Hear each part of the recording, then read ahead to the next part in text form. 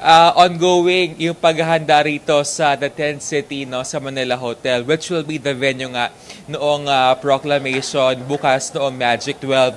And as you can see, ito aking background, ready na itong mga chairs, no, for the guests bukas. That's will start ng alas 3 nga ng hapon. So, ang mangyayari bukas, kasi yung each senator, allowed sila na magdala ng 10 hanggang 15 guests. Dami. So, ganyan po karami. Kaya po ganyan karami yung mga chairs dito.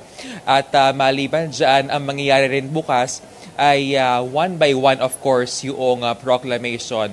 Tapos, bawat commissioner ay magbabasa nga ng Certificate of Proclamation which contains the number of votes ng mga senator-elect.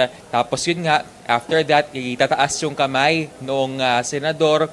Tapos, mabibigyan din po yung 12 senators ng 5 minutes, no, para makapagbigay nga ng mensahe.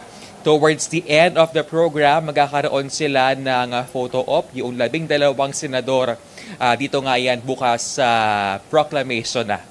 Pero paano yan, JC? Ina-expect ba natin na mas magluluwag yung COMELEC when it comes doon sa dami ng mga magko-cover? Because alam mo na, sa kahaba, simula noong Lunes hanggang nitong Biyernes, very limited lang yung pinapayagan na bilang na makakapasok per news organization. Pero ngayon, ang dami niyang kailangang i-cover. Medyo nagluwag ba sila? Yun na nga, Maricel. Sa ngayon, status quo, kung ano pa rin yung ipinapatupad na patakaran, no? Yun pa rin, at least for television, 4 na tao pa rin. So, bukas, tingnan natin, no, hopefully, at kakayanin na ma-survive natin, no. Kaya nga, nag-ask na ako sa desk kanina, baka pwede may team 2 at least sa labas, sakali magkaroon nga ng mga ambush interviews. Your wish is my command. JC, nag-assign ako ng backup mo.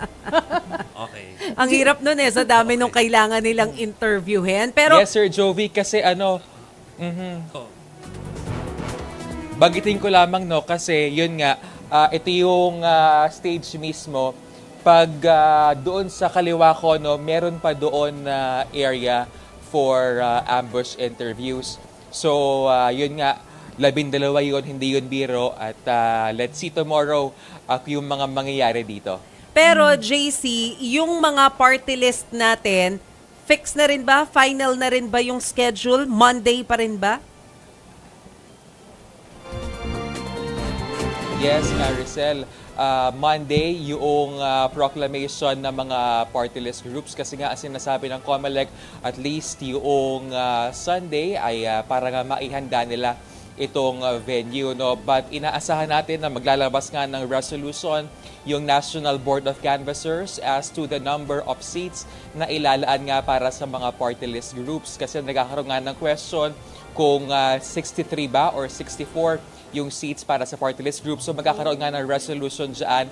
Kung di ako nagkakamali, by Monday yan, by the time na magpaproclaim na nga ang NBOC ng winning party list groups. So ibig bang sabihin sa ngayon hindi pa malinaw kung sino o ano-anong grupo yung makakakuha ng 3 seats? Hindi pa klaro?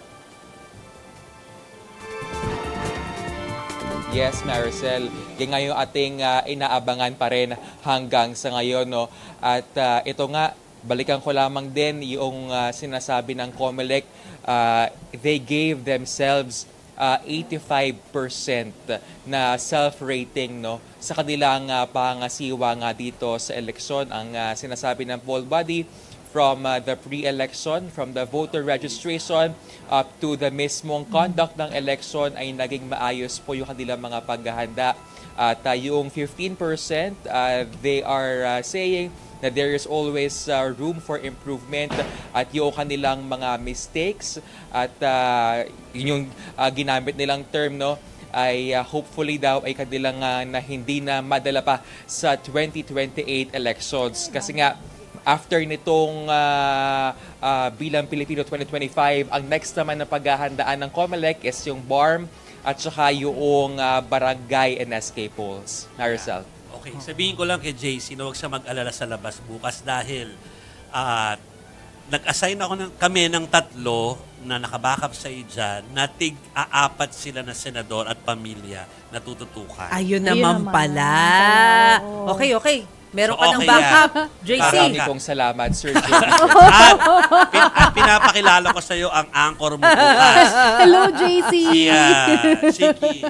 JC, ano bang binago dyan sa setup? Kasi di ba they needed today. Hi, Miss Chicky, kita kits. Oo, para baguhin yung setup dyan sa venue. May nagbago ba? Parang ganun din. Hindi ko napansin. Although hindi ko naman talaga pinapansin. Sa ating observation, no, tinanggal na, of course, yung mga tables dito. Kasi ang dami dyang Ay, oo. tables na ginamit sa canvassing. So, Ah, pinagbabaklas yan yan. kanina. At saka yung press con area. Ate Base, alam mo yan, nung nag-cover ka dito, may press con area for the media. Tinanggal din Tinanggal yun na to rin. add more space para nga doon sa mga upuan.